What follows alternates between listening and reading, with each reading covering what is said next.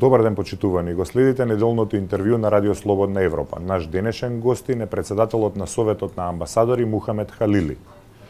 Господине Халили, неодамнешната пресконференција на вице-премиерот за евроинтеграција на досегашниот вице-премиер покажа дека во владата постои разногласие за начинот на решавање на спорот со Бугарија. Како вие гледате на тоа? Може би имало, сега нема, бидејќи Димитров веќе не е член на новата владена гарнитура. Нормално во секоја политичка партија мора да има разни мислења за да се дојде до конечно еден ист договор.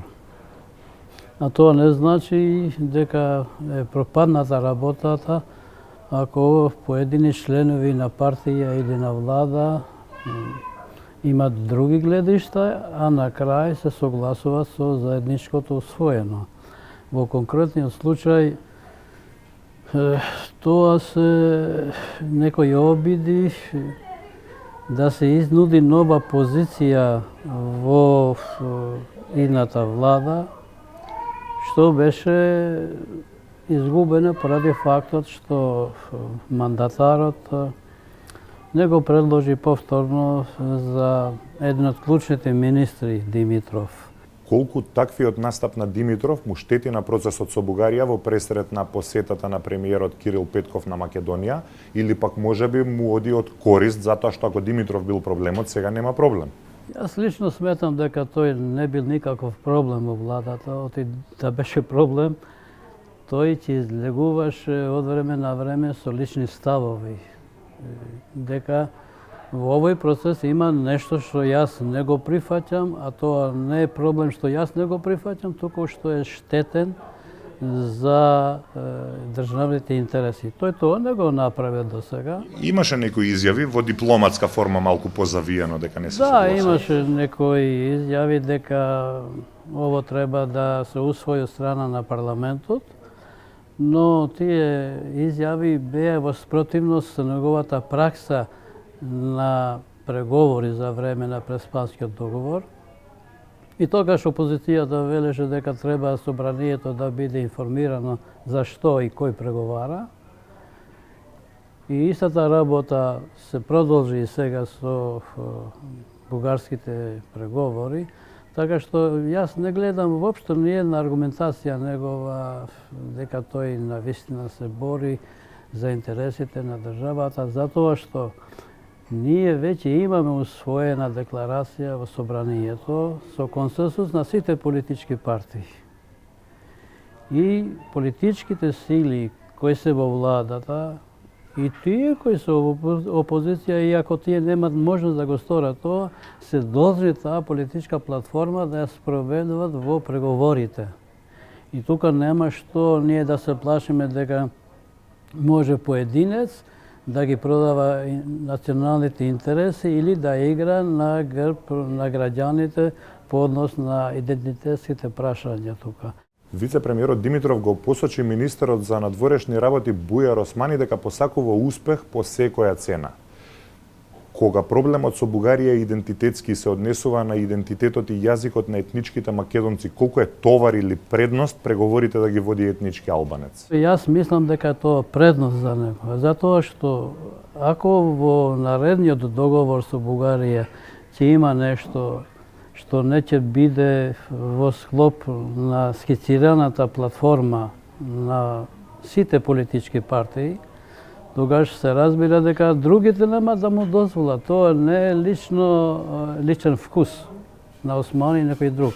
Тој мора да оди по одредена линија, а тоа што другите имат комплекс, и не би требало тоа да го имат комплекс, зашто еден министер албанец да ги води преговорите кои се однесуваат и на идентитетот, тоа е една работа која се односува на тој што размислува така.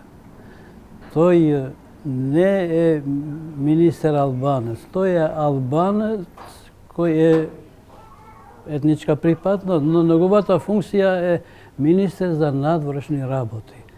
И надворешните работи се материја која се обработуваат помеѓу министерот, владата, председателот на државата И тоа мора да биде заедничка платформа.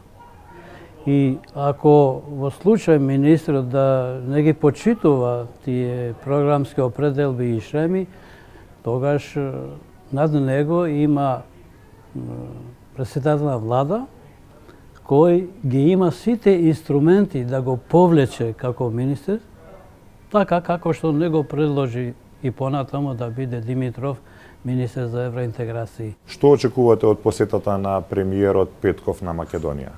Сум ја студирал ова проблематика и сметам дека одиме по еден друг пат сега, бидејќи првиот пат изгледа дека не даваше резултати. И бугарите веќе фатиле друга насока на патот, тоа дека во втори и трет ред ги оставиле историските прашања, туку прашањата на соработка во областа на економијата, образованието, информациите, социјалата, тоа во суштина е една копија на договорот помеѓу Франција и Германија, вклучен 63 година во Елисејската палата, каде со цел да се облажуваат тие разлики вековни меѓу Бугарија и Франција, државите се договориле во иднина акцентот на соработката да ја стават во овие сегменти. И според оваа концепција, сега е направена концепцијата за соработка меѓу Македонија и Бугарија. Таа концепција меѓу тие двете основачи на Европска Унија и земји економски јаки, социјално и така натаму, ги дала резултатите. Тоа е една соработка на подолг рок, не на ад-хок решение да најдеме ние од каков етнички бекграунд бил овој или оној.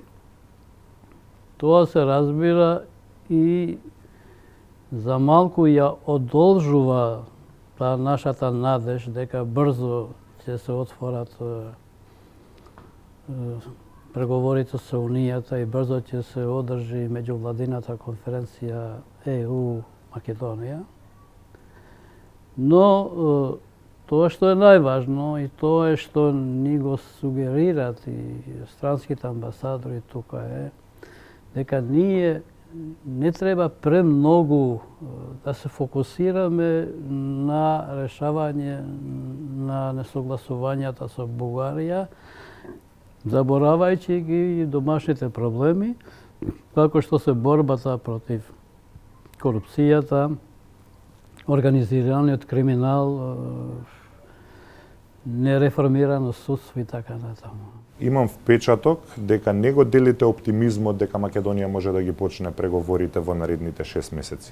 Не дека јас не ги делам, туку на нас јасно ни е речено и ако сакаме да ги разбираме работите, треба да ги читаме како што се речени.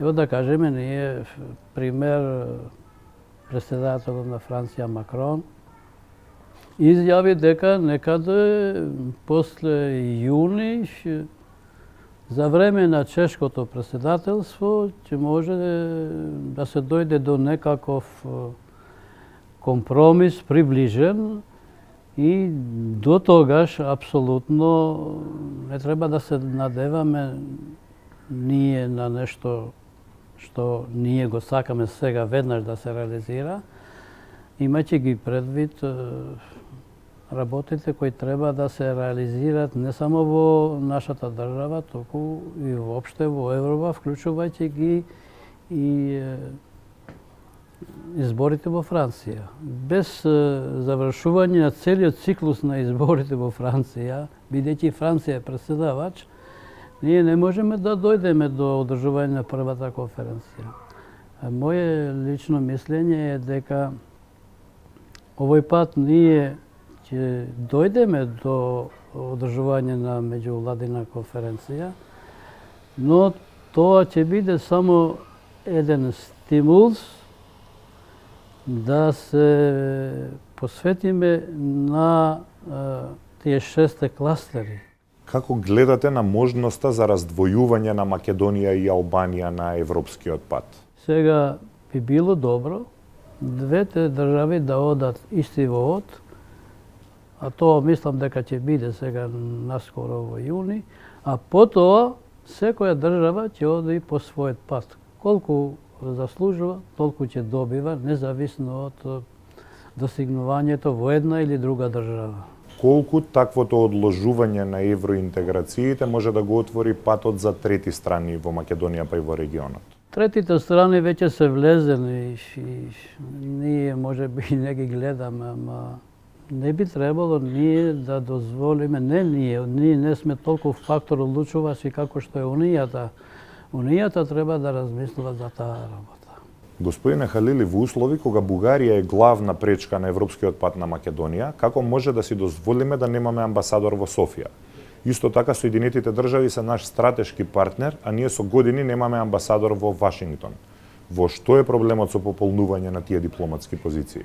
И мене лично не ми се познати кои се причините за такво нешто, иако мислам дека доволен сигнал за ината влада на господин Ковачевски е искажувањето на словенскиот амбасадор дека ние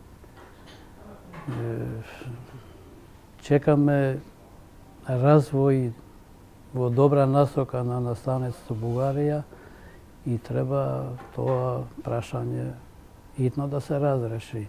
Доволно е искажувањето на еден странски дипломат дека веќе мислам и сум убеден дека мандаторот Ковачевски ќе го реши. Ви благодарам на издвоеното време. Благодарам за поканата. Тоа беше се во неделното интервју на Радио Слободна Европа, почитувани. До гледање.